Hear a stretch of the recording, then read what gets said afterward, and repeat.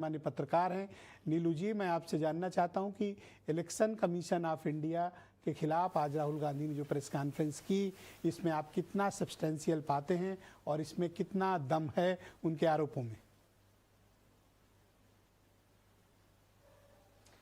देखिए, ये आरोप 2 साल पुराना है। ये दिसंबर 2022 में ये आया था मामला, लगभग 6018 वोट का आया था कि उसके डिलीशन के लिए एप्लीकेशन दिया गया था। और निश्चित रूप से इलेक्शन कमीशन ने खुद बताया है कि उसके पास जो है वो गरुड़ और BHA और तमाम एप्लीकेशन के थ्रू किया गया, कोई दिक्कत उसमें नहीं है। अब बात यह है कि FIR किसने करवाई?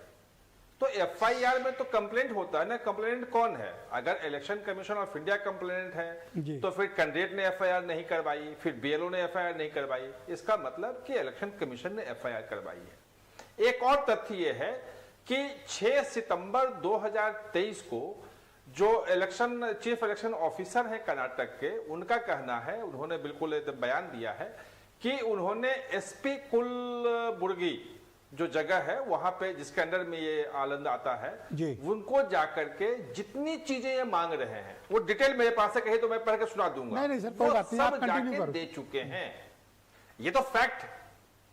हाँ, देखिए, जैसे उन्होंने कहा है कि जो ऑब्जेक्टर है उसका डिटेल दिया, including reference number, name of objector, EPIC number, mobile number used by login, mobile number provided by the objector for processing, software application medium, IP address, application place, for submission date, time, user creation date.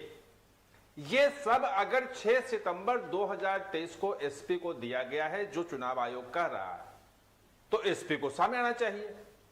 दूसरी बात कि FIR जब दर्ज होती है तो हम कानूनी प्रक्रिया जानते हैं कि FIR की एक कॉपी कोर्ट में जाती है। अगर कोई कोऑपरेट नहीं करता है, कोई डॉक्यूमेंट नहीं देता है, तो निश्चित रूप से कोर्ट से उसको नोटिस जारी करवाया जाता है कि भाई ये डॉक्यूमेंट आप कोऑपरेट करो। अगर कोई IO वहां पे है, इंस्पेक्टर लेवल का IO है जिसने FIR दर्ज की है, तो CID इस जांच में क्या कर रही थी? जो 18 चिट्ठियां लिखी गई हैं, चुनाव आयोग कह रहा है कि हमें नहीं मिली है, वो 18 चिट्ठियां कौन सी थी, क्या मांगा जा रहा था, उसको सार्वजनिक कर दें, सरकार इनकी है। बात यह है कि जो 6018 का जो एप्लीकेशन आया था, उसमें 24 वोट जो हैं वो रियल पाए गए, वो बाहर ट्रांसफर हो गया, फॉर्म 7 भरा गया था, यानी कि वो बाहर ट्रांसफर चले गए थे तो उनका कट गया, और बाकी 5994 वोट रह गए।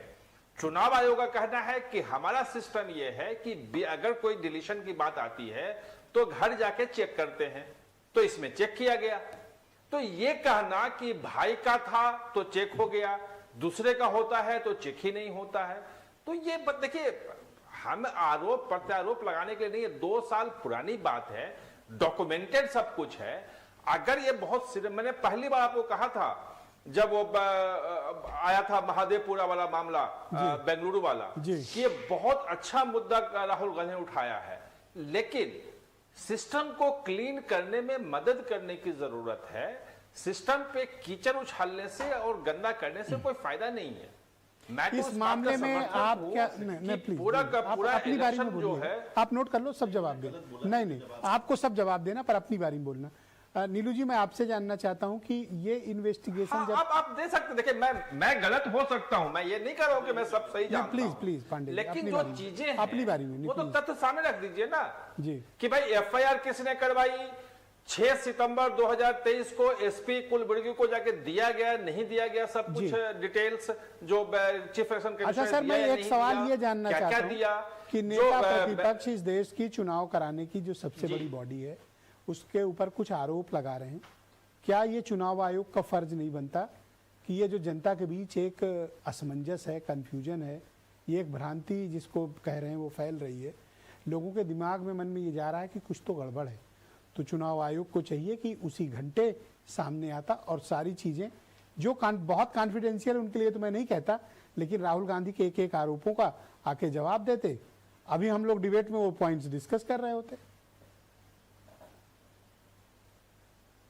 नहीं, देखिए जवाब दिया है। अब देखिए सार्वजनिक रूप में जो एक्स पोस्ट पे उसने लिख के बताया कि राहुल गांधी जो कह रहे हैं मेरे पास सीआईडी का लेटर गलत है, ये सार्वजनिक बयान नहीं आ रहा हूं, है। सीधे आप ही सार्वजनिक रूप में उसने आके कहा, सार्वजनिक रूप में उसने आके कहा कि हमने वहां पे फरवरी 2023 में एफआईआर करवाई है जी। ये काटे की धन्यवाद सर, बहुत शुक्रिया। ये है बहनों भाइयों, मैं इस पर चर्चा का जी धन्यवाद सर, 2023 को हमने सारे डिटेल दिए हैं, बहुत शुक्रिया सर। तो और क्या चाहिए। मैं इस डिबेट का दूसरा